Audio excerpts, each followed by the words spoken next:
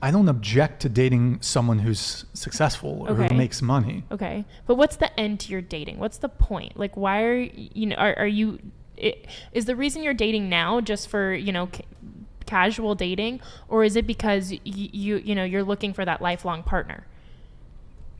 And going back, I value long-term relationships. I'm not interested in one-night stands or someone once or twice and never talking to them again. I've always valued having a continuity with the women I choose to date. Monogamy. So what's that? Monogamy.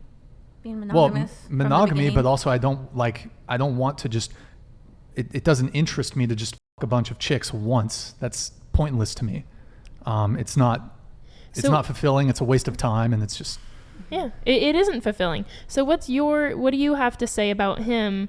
I wouldn't pay for a date because this woman well, I assume she disagrees, but. No, I mean, it's not about me disagreeing. Like, honestly, I think Brian is just trying to smash. And if you're just trying to smash, no, like it's fine. You're 33 and you're single and you make a lot of money. Like, hello, millions of subscribers, right? Just trying to get some. Like, it's cool. Brian isn't trying to get married. It's okay. You don't want to pay for the first date. You're trying to get some nookie. You're able to do this. You know what I mean? It's okay. Yeah. Well, I mean, I'm not just trying to have a one-night stand with a girl. That doesn't interest me. Well, so here's my thing. You want this, you said that you want like an LTR, right? What do you want? Because your results in dating, like the goal, you have to determine what your goal is, right? Mm-hmm. So for some men, their goal in dating, which I morally disagree with, but I'm not here to argue morality. Like, some guys' goal in dating is to just be able to have variety and to get some occasionally. They're not necessarily trying to settle down. And then there's other men who want to have a wife and children. Mm-hmm. That's different, So I can't tell you what I think about your metric in dating. It's like, is it working or not? You know what I mean? Like, that's what, you're right. Like, he's probably not looking for a wife. Okay, that's his right and his prerogative to not be looking for a wife. Well, marriage is an L, so I mean, I can't. I am looking for a long-term partner. Mm-hmm. But marriage is just, can't do it. I tried it. I would try it again with the right person. Mm-hmm. Yeah, so. Allie, how do you feel about dating someone for 10 years? Because I'm just curious to hear what you have to say about this, because I know people that are like, if he has not asked you to marry him after 3 years, he's not gonna, he doesn't see you as a wife. You're just a placeholder. So that's probably true. Marriage right now sits at a rate of 6 per 1,000 people. They didn't include age. This is like CDC data. So I think it's just like the number of people, right? So marriage is the lowest it's ever been in recorded history. Yeah. So in terms of what I think about it, I think that you do modern dating practices, you get modern dating results, and it doesn't seem like men or women are really happy with that. At the same time, are people willing to compromise and pursue traditional values and conventional values? Because liberal women used to be normal in the 90s. I don't know what happened. Things have changed.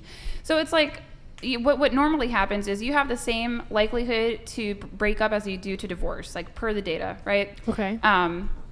And so if that's true, then you do have the likelihood to separate that's equal. On top of that, what people are doing now is they're cohabitating longer, right? So they're delaying marriage. Don't do that. Cohabitate for several years. Oh, and we're against that. Well, don't cohabitate, guys. Well, his argument's different. So when we're looking at what people are doing and the results that they're getting, cohabitation is longer, and maybe you'll get married if you're one of the 6 per 1,000. So if you are with that man and you're cohabitating for several years, it's very, very statistically unlikely that he's going to marry you, just by the numbers. So I do agree with that. If you're looking for marriage and this man's been with you 10 years, he's probably not going to marry you. If it happens, amazing. You're an exception to the rule. But that's just what's happening right now. Okay, so I have a theoretical for you. I meet a guy tomorrow. He's the most amazing thing ever. I love him so much. But I'm 18. I do not want to get married super young. My parents are divorced, and both of their spouses have been divorced, and divorce is awful and the worst thing ever.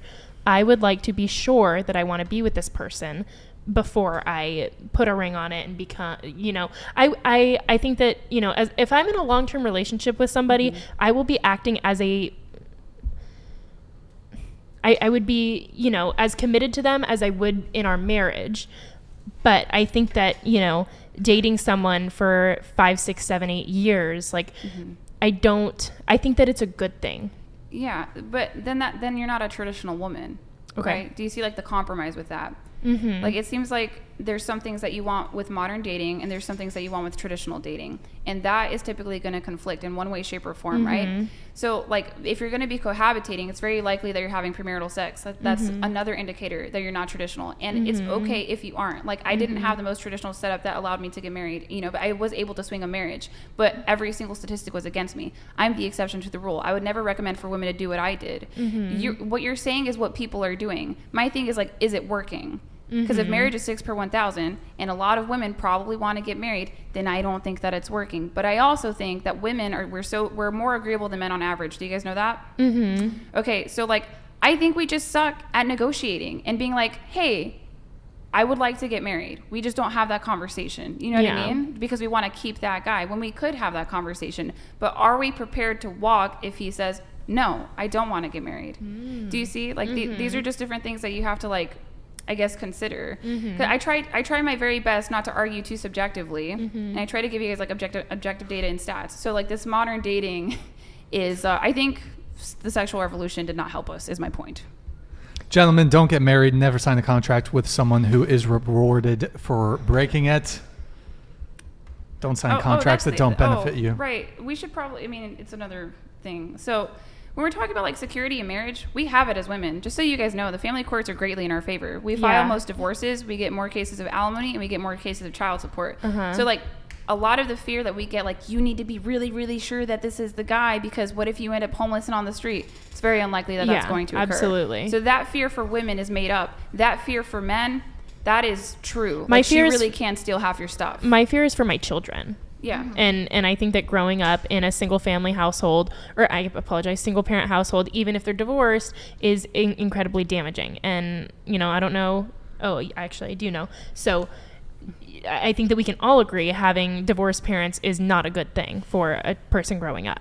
Yeah. I mean, it's like, it puts your kid at every statistical disadvantage, like wildly so. Right? Yeah. So it just means that we need to try harder if we're going to be in long-term relationships for the rest of our lives, which means that, like, women are going to have to doing some more work. And that's the thing, like, women don't understand how much autonomy they have over the quality of their relationship. You know, like, we expect the man to fix it, and it's like, well, what if you just like took a, you know, week or two just changing something about yourself and seeing how that goes, right? Because other thing too, personality differences on average between men and women. We're higher in neuroses than men. Do you guys understand that? Okay, so like, that's another thing. We tend to be a little bit more dissatisfied in general. Even the statistics between virgin husbands and virgin brides, the virgin husbands report being happier in their marriage than the virgin brides, right? Wow. So we're just a little bit more unhappy.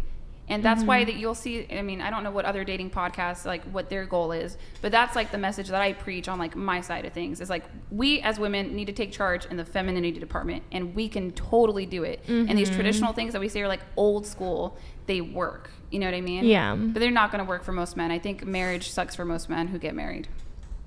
Okay, guys, get your last minute super chats in here before we wrap up the show. Probably going to try to wrap in about 10-15 minutes. So guys, get your last super chats and donations in if you want to. All right, so we do have a video to react to. Eric